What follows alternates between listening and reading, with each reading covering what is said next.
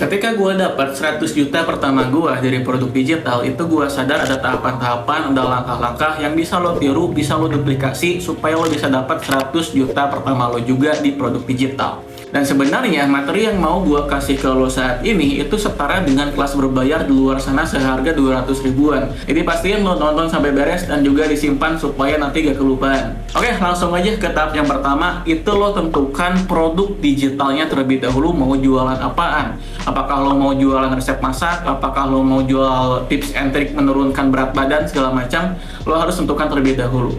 Kalau misalkan lo udah capek-capek bikin produk digital, mau seluar biasa apapun produknya, mau semurah apapun, tapi gak ada orang yang butuh, ya siapa yang mau beli coba kan? Nah, makanya itu penting ya, kalau misalkan lo mau bikin produk digital, itu bikin produk yang udah terbukti laku. Caranya adalah dengan lihat di kompetitor. Ada nggak kompetitor di tema tersebut yang mau lo terjun di sana?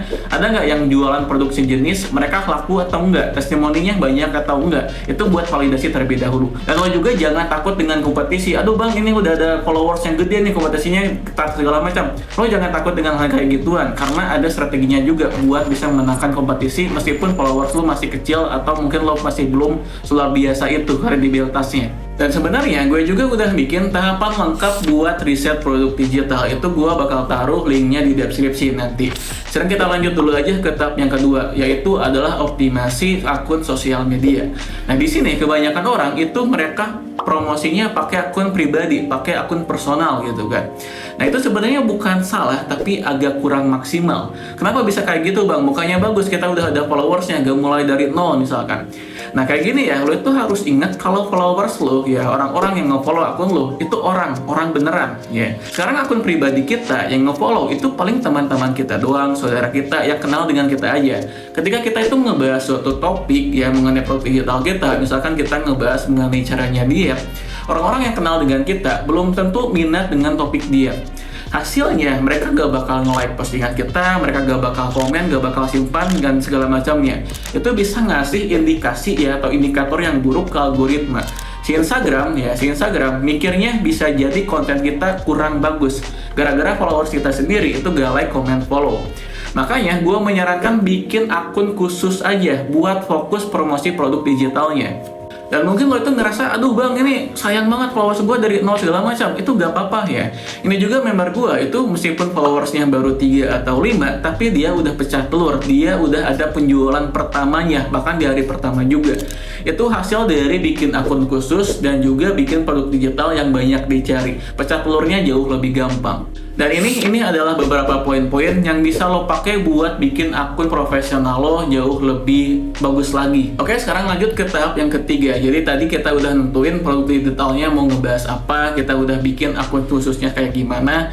Langkah selanjutnya itu adalah ngebangun kepercayaan. Nah, di sini ada beberapa tahapan ya. Tahapan pertama, lo itu bisa share mengenai materi daging. Lo itu bisa nge-sharing tips and triknya kayak gimana, lo bisa nge-sharing kesalahan paling umum dalam diet kayak gimana, segala macam. Lo bisa kasih edukasi terlebih dahulu. Yang kedua, lo juga bisa sharing pengalaman. Misalkan lo itu ada pengalaman berat badannya berapa puluh kilo, kemudian turun sekian kilo, itu lo bisa dokumentasikan juga ya. Lo bisa bikin postingan juga seputar itu.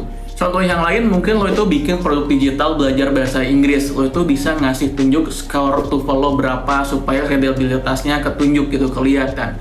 Nah sekarang gue yakin pasti ada beberapa orang yang mikir, aduh bang pengalaman gue gak segitu bagusnya, ilmu gue gak segitu luar biasanya, kurang kredibel. Itu gimana caranya? Apakah gak bisa jual produk digital? Caranya adalah dengan nge-share produk digital lo secara gratis terlebih dahulu. Share dulu secara gratis ya, tapi dengan catatan minta ke mereka testimoninya ya. Kita kasih secara gratis, timbal baliknya minta testimoni. Nah testimoni itulah yang bakal kita tunjukkan ke nanti calon customer untuk meyakinkan mereka. Kalau misalkan testimoninya emang bagus segala macam ya, yang menjunjung tinggi produk lo misalkan, itu nanti kan orang-orang percaya juga. Jadi itu emang bagus buat validasi apakah produk lo emang udah bagus atau masih kurang. Nah, tahap yang selanjutnya, tahap yang kelima itu adalah lo bikin produk gratisan ya. Jadi kalau yang tadi itu kita emang produknya berbayar tapi di-share secara gratis lebih dahulu. Kalau yang ini itu seterusnya gratis. Ini buat apa bang? Kenapa harus bikin produk gratisan? Itu yang pertama buat menarik massa. Jadi orang-orang ya produk gratisan siapa yang nggak mau gitu kan. Itu bisa menarik interaksi, bisa mendapatkan followers yang banyak banget. Apalagi kalau misalkan lo pakai ManyChat. ManyChat itu DM atau message ya, atau enggak untuk otomasi membalas komentar. Mungkin lo pernah ngeliat juga di sosial media, di Instagram ya terutama, ketika ada yang komen kata kunci apa gitu kan di kontennya. Jadi buat dapat video apa, buat ikutan webinar apa, ketik kata webinar, ketik kata gratis gitu kan. Kemudian tiba-tiba ada balasan komentarnya dan ada DM masuk ke lo. Itu mereka pakai ManyChat. Nah itu bisa menarik interaksi dan akhirnya kejangkauan kita juga, jangkauan postingannya itu jadi semakin besar juga. Dan fungsi produk gratis yang kedua, selain dapat jangkauan yang tadi, itu untuk meningkatkan kepercayaan juga. Kalau misalkan produk gratisan lo aja udah seluar biasa itu, mereka bakal jauh lebih percaya kepada lo dan jauh lebih bisa buat nanti beli produk lo yang berbayar. Dan ini juga buat tips tambahan untuk produk utamanya yang berbayar ya, produk utama yang mungkin mau lo jual seharga 100 ribuan segala macam itu bebas sih ya. Supaya itu tuh produknya jauh lebih mantap lagi, supaya lo itu mungkin takut, aduh bang ini gua mau jual produk tapi takut disangka ilmunya segitu doang, takut orang-orang kecewa gitu kan. Itu lo bisa ngasih dua hal ya. Yang pertama, lo itu jangan cuman jualan info, tapi jualan alatnya juga. Kalau misalkan lo itu cuman isi produk digitalnya, cara menurunkan berat badan. Nah, cara menurunkan berat badan di YouTube ya, itu ada banyak malahan. Sosial media juga banyak. Makanya triknya adalah juga ngasih alat ke mereka. Contohnya adalah ngasih tracking berat badan harian. Ya, itu contoh yang pertama. Contoh yang kedua, alatnya bisa berupa grup diskusi untuk saling menyemangati misalkan. Contoh yang ketiga, lo juga bisa bikin custom kalori per hariannya berapa. Lo bisa hitungin buat mereka gitu kan. Kemudian ada konsultasinya segala macam di grup segala macam, itu berupa alat. Nah, di nomor 5 itu kita mulai mempromosikan produk berbayar kita, juga produk gratisan kita. Itu yang pertama ya, buat postingan organik. Kesalahan kebanyakan orang masih mikir kalau postingan rame itu adalah hoki.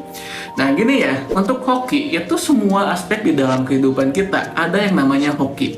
Anggap aja jatah hoki lo itu cuma 1%.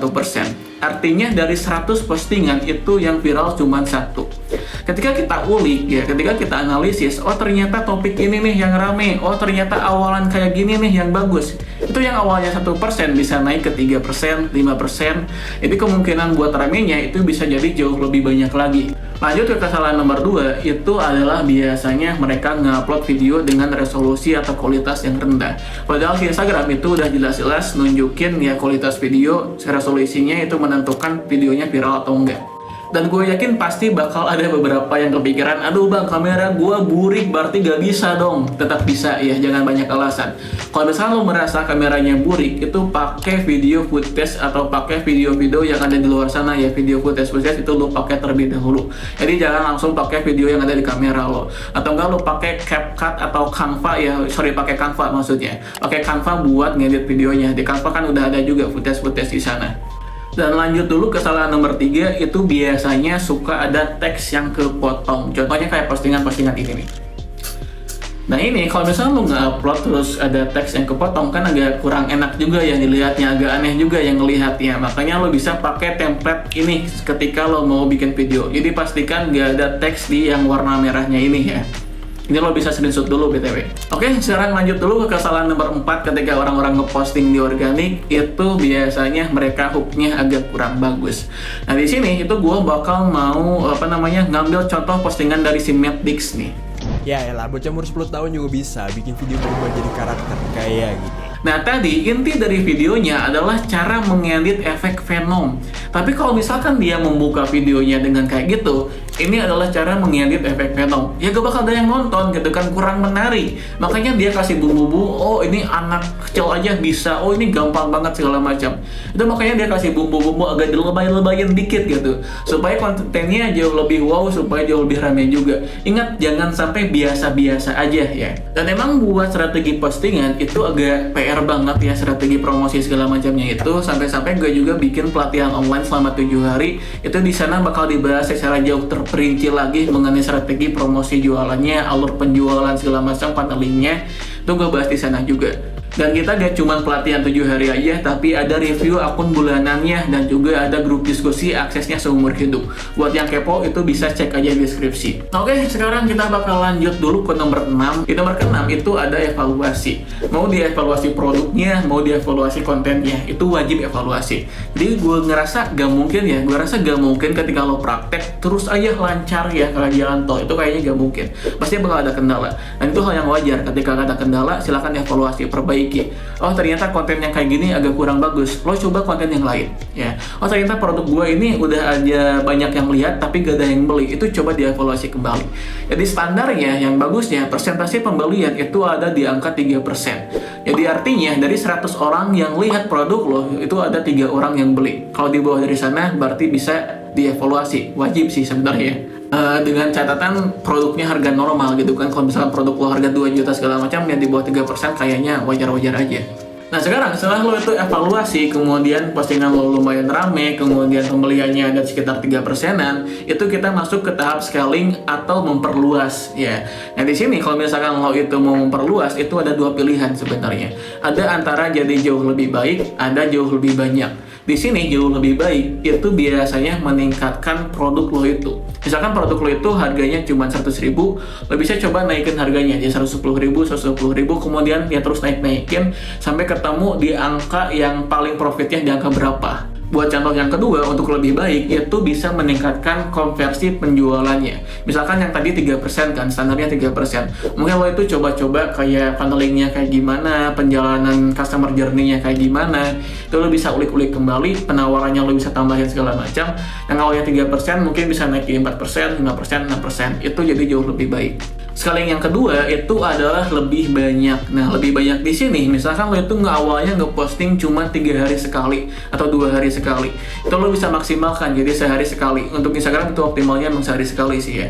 Kalau lebih banyak postingannya di Instagram, dan lo juga bisa jadi lebih banyak platformnya. Misalkan lo sebelumnya cuma di Instagram doang, bisa masuk ke TikTok, bisa masuk ke YouTube, bisa masuk ke X misalkan. Oke, ya kita masuk ke tahap yang terakhir, itu adalah kecepatan eksekusi. Sebenarnya menurut gue dapat 100 juta pertama dari produk digital itu adalah hal yang pasti banget. Masalahnya kapan itu akan tercapai? Apakah dalam setahun, apakah dalam 10 tahun, 15 tahun, 20 tahun, kan itu kelamaan ya. Makanya harus ada kecepatan buat eksekusi. Sekarang lo tuh udah nonton video ini, tapi kalau beres dari nonton video ini gak ada aksi apapun, itu bakal percuma aja. Ada beberapa hal yang lo tuh baru ngerti ketika udah praktek. Nah itulah kenapa alasan gue bikin pelatihan online selama 7 hari ini. Kenapa gak bikin kelas doang gitu kan, kelas pada umumnya soal produk digital. Kenapa berupa pelatihan? Supaya lo bisa langsung gampang prakteknya di sana.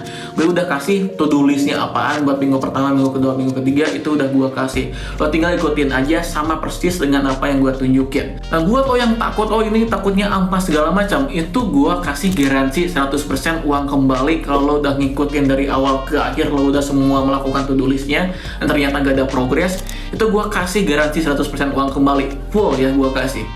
Dan ingat buat yang minat itu slotnya terbatas, bisa cek di deskripsi aja. Oke, paling itu aja buat video kali ini. Kalau misalnya lo merasa bermanfaat ya biasalah ya, kalau komen, subscribe segala macam.